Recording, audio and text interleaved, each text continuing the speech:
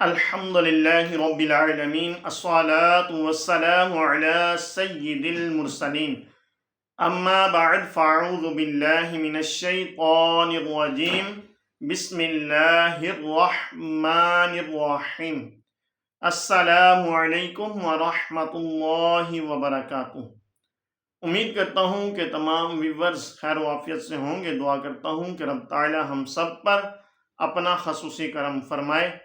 واجب الاحترام دوستوں، بزرگوں، بھائیوں، بہنوں، جیسا کہ آج نفسا نفسی کا عالم ہے، آج ہر کسی کو اپنی پڑی ہے، اور ہر بندے کا یہ سوال ہے کہ ہم اپنی زندگی کو کیسے سمجھیں، ہم اپنی زندگی میں کیا کریں، یعنی کہ طرح طرح کے سوالات ذہنوں میں پیدا ہوتے ہیں۔ تو اگر ہم نے اپنی زندگی کو سمجھنا ہے تو ہم 3 جگہوں پہ چلے جائیں۔ جب ہم ان 3 جگہوں پر جائیں گے تو ہم اپنی زندگی کو بھی سمجھ جائیں گے، اور مقصد بھی ہمارا اس زندگی کا اس کو بھی ہم سمجھ جائیں گے، اور رب تعالیٰ کی عطا کردہ نعمتوں کو بھی ہم سمجھ جائیں گے۔ وہ 3 جگہ کیا ہیں؟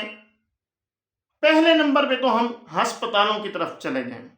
ہسپتالوں میں جا کے دیکھیں۔ جب ہم ہسپتالوں میں جائیں گے، لوگوں کو، مریضوں کو وہاں پر دیکھیں گے تڑپتے ہوئے، تو پھر ہمارے دل سے یہ الفاظ نکلیں گے کہ اے مالک، تیرا شکر ہے کہ تو نے ہمیں صحت جیسی نعمت عطا فرمائی۔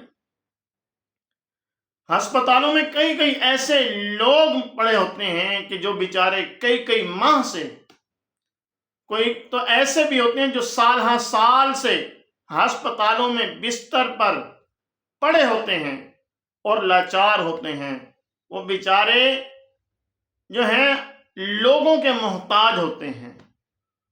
تو صحت جو ہے یہ بہت بڑی نعمت ہے، اللہ تبارک و تعالیٰ کی طرف سے یہ بہت ہی بڑی نعمت ہے۔ صحت ہوگی تو انسان اللہ تبارک و تعالیٰ کی عبادت کرے گا، صحت ہوگی تو انسان نیکی کی طرف قدم بڑھائے گا، صحت ہوگی تو انسان بچوں کے لیے حلال رزق کمائے گا، اور ہماری مائیں بہنیں گھروں میں بچوں کی دیکھ بھال کریں گی۔ صحت ہوگی تو انسان جو ہے والدین کی خدمت کرے گا، یعنی کہ نیکی کے تمام کام جو ہیں وہ صحت کے بغیر ادھورے ہیں۔ اگر صحت ہے تو سب کچھ ہے۔ ایک واقعہ میں نے سنا ہے، اس کو مختصر سا عرض کروں گا۔ ایک شخص نے نیکی کا کام کیا، نہر بنوائی، لوگوں نے اس کو طرح طرح کی دعائیں دیں۔ اب کسی نے کوئی دعا دی، کسی نے مال و دولت کی دعا دی، کسی نے حج عمرہ کی دعا دی، کسی نے کوئی دعا دی، طرح طرح کی دعائیں دیں۔ تو اس نے کہا کہ کسی نے بھی مجھے وہ دعا نہیں دی جو میرا دل چاہتا ہے۔ اب وہ شخص گھر گیا، اس نے گھر جا کر اپنی والدہ کو بتایا، تو والدہ نے اس کو یہ دعا دی کہ اللہ تبارک و تعالیٰ تجھے صحت والی، عافیت والی لمبی زندگی عطا فرمائے۔ تو صحت والی جب اس کو دعا ملی تو اس نے کہا کہ میری والدہ میرے دل کو سمجھی، میری بات کو، اور میری والدہ نے مجھے وہ دعا دی جو میں چاہتا تھا، اور اس نے کہا کہ صحت سے بڑھ کر کچھ نہیں۔ تو ہمیں معلوم ہوگا، تو صحت جب ملی ہے تو اللہ کا شکر ادا کریں۔ اب دوسرے نمبر پر ہم نے اگر اپنی زندگی کو سمجھنا ہے تو دوسرے نمبر پر ہم جیلوں کی طرف چلے جائیں۔ جیل میں جا کر دیکھیں تو پھر ہمیں احساس ہوگا کہ آزادی جو ہے یہ کتنی بڑی نعمت ہے۔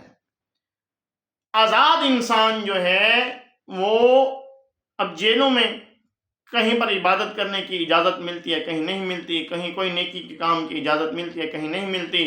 اچھا، وہاں پر ہر نیکی کا کام بھی انسان نہیں کر سکتا، نماز بھی پڑھ لے گا، روزہ بھی رکھ لے گا، لیکن اگر آزاد ہوگا تو والدین کی خدمت بھی کرے گا، لوگوں کی خدمت بھی کرے گا، فلاحی کام بھی کرے گا، اچھے کام، نیک کام کرے گا۔ اگر جیل میں ہوگا، قید میں ہوگا، تو عبادت کرنے کا وہ سرور بھی نہیں ملے گا جو ملنا چاہیے، جو آزادی میں ملتا ہے۔ تو جب جیلوں کی طرف جائیں گے تو ہمیں اللہ تبارک و تعالیٰ کی یہ جو نعمت ہے آزادی کی، ہمیں اس کا پتہ چلے گا کہ آزادی کتنی بڑی نعمت ہے۔ اس کے بعد اگر ہم چاہتے ہیں کہ ہمیں ہماری زندگی کا پتہ چلے تو ہم قبرستانوں کی طرف چلے جائیں، تو ہمیں پتہ چل جائے گا کہ وہاں پر ایسے ایسے امیر لوگ، بادشاہ، وہاں پر فقیر، وہاں پر امیر، وہاں پر پہلوان، بڑے سے بڑا پہلوان جن کے نام کے ڈنکے بجتے تھے، آج ان کا ذکر کرنے والا کوئی نہیں ہے۔ قبروں میں وہ سمائے ہیں، کوئی ان کی پوچھ گچھ کرنے والا نہیں، کوئی آ کر وہاں پر فاتحہ خوانی کرنے والا نہیں۔ تو وہاں پر جب ہم جائیں گے تو ہمیں احساس ہوگا کہ یہ دنیا فانی ہے، یہاں پر ہم نے ہمیشہ نہیں رہنا، اور وہاں پر جا کر ہمیں اللہ تبارک و تعالیٰ کی یاد آئے گی، اور اللہ تبارک و تعالیٰ کی جب یاد آئے گی تو اللہ تبارک و تعالیٰ سے تعلق جو ہے وہ ہمارا قائم ہوگا۔ قبرستانوں میں جا کر، قبرستان جب ہم جاتے ہیں تو ہمیں ہماری موت یاد آتی ہے، تو موت کو یاد کرنا یہ جو ہے انبیاء اور صحابہ اور اولیاء اللہ ان تمام کا طریقہ رہا ہے۔ تو لہٰذا اگر ہم نے اپنی زندگی کو سمجھنا ہے تو ان 3 جگہوں پر جائیں، انشاءاللہ ہماری زندگی میں تبدیلی آئے گی اور ہمارا تعلق اللہ تبارک و تعالیٰ سے قائم ہوگا، اور نیکی کی طرف ہمارا دل جو ہے وہ لگا رہے گا، اور گناہوں سے نفرت ہوتی چلی جائے گی۔ دعا ہے کہ رب تعالیٰ جو درسوں بیان ہوا اسے یاد رکھنے، اس پر عمل کرنے اور اسے دوسروں تک پہنچانے کی توفیق عطا فرمائے۔ السلام علیکم ورحمۃ اللہ وبرکاتہ۔